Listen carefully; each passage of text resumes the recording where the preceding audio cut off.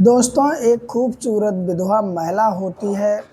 जब वो अपने राशन कार्ड बनवाने जाती है तो उसकी खूबसूरती देख कर के लोग उसका फ़ायदा उठाते हैं। लेकिन कहते हैं कि हर किसी को अपने पाप की सज़ा तो मिलती है और जो उसका फ़ायदा उठाता है तो दोस्तों ऐसी सज़ा मिलती है कि वो अपने करे पर पछताते हैं। तो जानते हैं इस वीडियो में आखिरकार ऐसा क्या हुआ। तो ये कहानी बहुत ज़्यादा रोमांचक है। जो इंसान दूसरों की मजबूरी का फ़ायदा उठाता है तो उसके साथ क्या-क्या हो सकता है। तो चलते हैं कहानी की तरफ। उससे पहले दोस्तों वीडियो को लाइक कर दो, चैनल को सब्सक्राइब कर दो जिससे मेरा भी हौसला बढ़ता रहे। दोस्तों, ये कहानी एक छोटे से गाँव की है। उस गाँव में एक परिवार रहता था। परिवार में सिर्फ पति-पत्नी थे। पति जो था वो ट्रक ड्राइवर था और पत्नी का नाम संध्या था। संध्या घर में रह कर के अपना घर का काम किया करती थी और उसका जो पति था वो ट्रक चलाता था। वो 15 दिन में, 10 दिन में, महीने भर में जब चाहे तब वो आता था, अपनी पत्नी के साथ समय बिताता था और उसके बाद में फिर से वो ट्रक पर चला जाता था। क्योंकि दोस्तों ट्रक वालों का कोई भरोसा नहीं होता है। वो 10 दिन में आए, 15 दिन में आए, जब उनका चक्कर लगता था तब वो घर पे आ जाता था और चला जाता था। संध्या की ज़िंदगी बहुत अच्छी चल रही थी। समय धीरे-धीरे गुजरता है। उसके बाद में दोस्तों उसका पति गंभीर रूप से बीमार हो जाता है। जब वो बीमार हो जाता है तो उसकी पत्नी जो संध्या होती है वो कहती तुम घर पे ही आ जाओ और वो घर पे आ जाता है। दोस्तों उसकी बीमारी बढ़ती जा रही थी। संध्या कई जगह दिखाती है अपने पति को, लेकिन दोस्तों उसका पति सही होने का नाम नहीं ले रहा था। कई सारी रिपोर्टें होती हैं तो दोस्तों संध्या ज़्यादा पढ़ी लिखी होती नहीं है। दोस्तों उसके पति की एक समय ऐसे आती कि मृत्यु हो जाती है, यानी कि उसका पति गुजर जाता है। संध्या रोती है लेकिन कर ही क्या सकते हैं, ऊपर वाले को जो मंजूर है होगा तो वही। अब दोस्तों समय धीरे धीरे और गुजरता चला जाता है। होता ये है कि अब वो अकेली रह जाती उस गांव में और खाने तक के लाले पड़ने लगते हैं। थोड़ी बहुत मेहनत मजदूरी करती है और दोस्तों उसके बाद में फिर वो अपना घर का खर्चा चलाती है। लोग बाग कहते हैं, उसी के गांव के व्यक्ति कहते हैं कि एक काम करो तुम राशन कार्ड बनवा लो। तो जो संध्या होती है वो कहती ठीक है। संध्या दिखने में खूबसूरत थी। उम्र लगभग उसकी रही होगी 27-28 साल। अब वो बेशक विधवा हो चुकी थी लेकिन थी तो अभी जवान।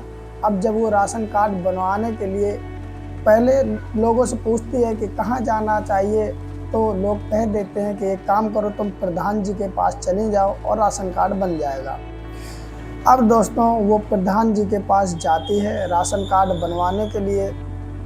प्रधान जी से कहती है कि प्रधान जी मेरा राशन कार्ड बना दीजिए, क्योंकि मेरे पति अब गुजर गए हैं और मुझे खर्चा चलाने में भी दिक्कत आती है। कुछ राशन मिल जाया करेगा तो काफ़ी गुजारा हो जाया करेगा। प्रधान जो होता है जब उसकी खूबसूरती देखता है तो दोस्तों उसके मन में खोट आ जाती है। प्रधान कहता है ठीक है अंदर आओ। कमरे में उसे लिवा जाता है, बिठाता है, कहता है कि देखो राशन कार्ड मैं बनवा दूंगा लेकिन तुम्हें एक काम करना पड़ेगा। संध्या कहती क्या? संध्या से वो कहता है प्रधान कि देखो तुम्हारे पति तो गुजर गए हैं, वैसे भी तुम्हें किसी का साथ चाहिए। तुम वो सब मेरे साथ करो जो तुम अपने पति के साथ करते थे, यानी कि मेरी दिल की हसरत पूरी कर दो और उसके बाद मैं तुम्हारा राशन कार्ड बनवा दूंगा। संध्या खड़ी हो जाती है, उस प्रधान को उल्टा सीधा बोलने लगती है और कहती है कि तुम्हारी हिम्मत कैसे हुई ये सब करने की। तो प्रधान खुले शब्दों में कह देता है कि जब तक मैं लिख के नहीं दूंगा तब तक तुम्हारा राशन कार्ड बनेगा नहीं। जाओ तुम जब चाहें तब मेरे पास आ जाना, जब तक सोच लो। अब संध्या घर आ जाती है और घर आने के बाद में दोस्तों काफ़ी सारे वो अपना दिमाग लगाती कि आखिरकार कैसे राशन कार्ड बने जिससे घर का गुजारा हो सके। अब दोस्तों कहीं ना कहीं उसे अपने पति की कमी भी खल रही थी। कुछ दिन बीत जाते हैं, उसके बाद संध्या फाइनली डिसाइड कर लेती है कि चलो प्रधान जो करेगा वो करेगा लेकिन राशन कार्ड तो बन जाएगा। तो संध्या फिर से प्रधान के पास पहुंच जाती है और वो मन में सोचती है कोई जानेगा भी नहीं, जो करेगा वो अकेले में ही करेगा। संध्या जब पहुंच जाती है तो प्रधान देखता है तो वो बहुत ज़्यादा खुश हो जाता है, क्योंकि प्रधान ने तो पहले ही कहा था जब तुम राजी हो जाना तब आ जाना। अब दोस्तों जब संध्या पहुंचती है तो प्रधान कहता है क्या हुआ, राशन कार्ड बनवाना है या नहीं बनवाना है। तो दोस्तों संध्या तैयार हो जाती है, वो कहते हैं हाँ मुझे राशन कार्ड बनवाना है। और संध्या भी सोचती है कि शायद एक बार जो भी करेगा कर लेगा, उसके बाद मेरा राशन कार्ड बन जाएगा। अब दोस्तों प्रधान लिख के संध्या को दे देता है और उसको अपने साथ में ले जाता है, और अपने घर के अंदर ले जाने के बाद में अपने दिल की सारी हसरतें पूरी करता है। दोस्तों जब वो सारी हसरतें पूरी करता है तो उसमें संध्या को भी आनंद आता है, क्योंकि संध्या का जो पति था वो तो गुजर चुका था, उसे भी अब किसी पुरुष का स्पर्श चाहिए था। संध्या खुश हो जाती है प्रधान से, प्रधान भी खुश हो जाता है संध्या से और लिख करके दे देता है। प्रधान कहता मैं जब भी तुम्हें बुलाया करूँ तुम आ जाया करना, तो संध्या भी राजी हो जाती है इस बात पे। दोस्तों जब प्रधान लिख के दे देता है तो वो कहती इसको ब्लॉक में ले जाओ और उसके बाद में वहाँ पर तुम्हारा राशन कार्ड बन जाएगा। अब दोस्तों प्रधान का काम पूरा हो चुका था, उसने तो लिख कर दे दिया। अब वो जब आगे जाती है दोस्तों डीलर के पास में, तो डीलर भी उसकी जब सुंदरता देखता है तो वो भी मोहित हो जाता है, और वो भी उसके सामने यही शर्त रख देता है कि आपका काम तो मैं करवा दूंगा 2 मिनट में, लेकिन तुम्हें मेरे साथ मेरे दिल की हसरत पूरी करनी पड़ेगी। अब दोस्तों संध्या जो थी वो एक तरीके से थक चुकी थी, उसने सोच रखा था कि बिना इसके शायद कहीं कुछ होगा नहीं, और उसने भी शर्माई लाद ली थी। वो राजी हो जाती है दोस्तों। उसके बाद में जो डीलर का काम होता है वो डीलर करते हैं, और उसके साथ में अपने मन की हसरतें पूरी करते हैं। दोस्तों इस तरह जब वो ब्लैक में जाती है तो ब्लैक के जो मुंशी होते हैं वो भी ऐसा ही करते हैं। कहते हैं कि दोस्तों ऐसे कई लोग आते हैं जो संध्या के संग संबंध बनाते हैं, लेकिन धीरे धीरे समय ऐसा आता है कि उसका राशन कार्ड बन जाता है। अब दोस्तों जब कई लोग बदल जाते हैं तो संध्या को भी इस चीज़ में इंटरेस्ट आने लगता है। अब प्रधान जब बुलाता था तो प्रधान के जो संग साथी थे वो भी संध्या के साथ बारी बारी करके उसके अपनी दिल की हसरतें पूरी करते थे। अब दोस्तों ऐसे कई सारे लोग हो जाते हैं जो संध्या को बुलाया करते थे और संध्या के साथ में वो सारी हसरतें पूरी किया करते थे, और उसके बदले कुछ पैसे भी दे दिया करते थे, जिसमें संध्या भी खुश हो जाती है।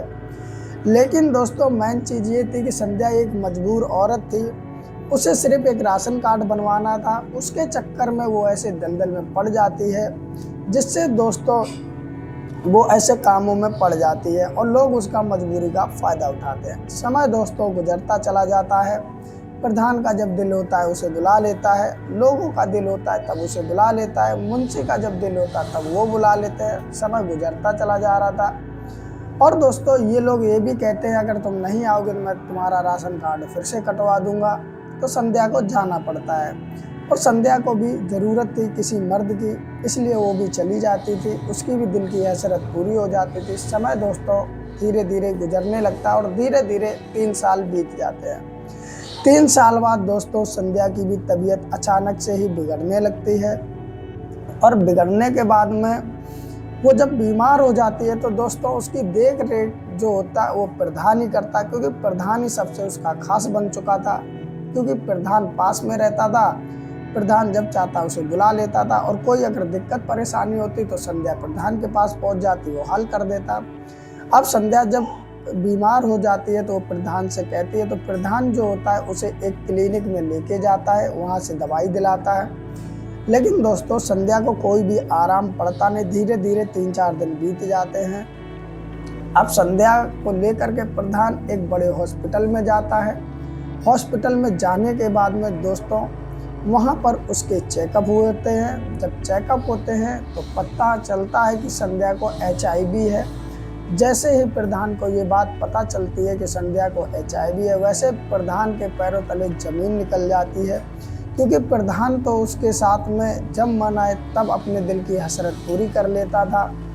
अब दोस्तों जैसे ही ये बात प्रधान को पता चलती है तो प्रधान जो होता है वो अपना भी HIV टेस्ट कराता है, तो प्रधान भी पॉजिटिव निकलता है, यानी कि प्रधान को भी HIV होता है। अब दोस्तों प्रधान अपने करियर पे पछताने लगता है, और वो अपने घर आता है संध्या को दवाई वगैरह दिला लाता है। घर आने के बाद में जो उसके संग साथी होते उन्हें सबको वो बताता है कि संध्या को HIV है। तो उसके साथ में जिन्होंने किया होता है दोस्तों, वो सारे घबरा जाते हैं और ये आग उस गांव में ये खबर आग की तरह फैल जाती है।